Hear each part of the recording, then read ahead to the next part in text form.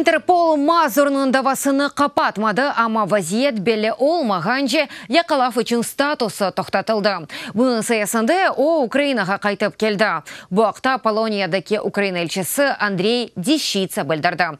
Игорь Мазур ноябрьнің 9-ында Полонияда яқаланылды, анда оны Сеймнің сабық спикері давет етті.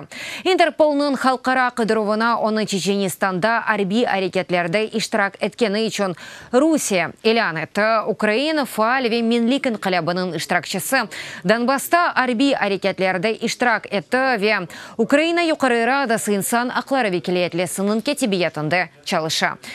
Игорь Мазур үшін Украина консулы кефил олды. Интерполның Украин бюросы да Игорь Мазур яқаланылған күні Русияның Интерпол топламына шахысларына қошмаға ве оларның экстрадициясына талап етмеге аққыны суистимал етегені избатлаған бір пакет весеқалар йоллады.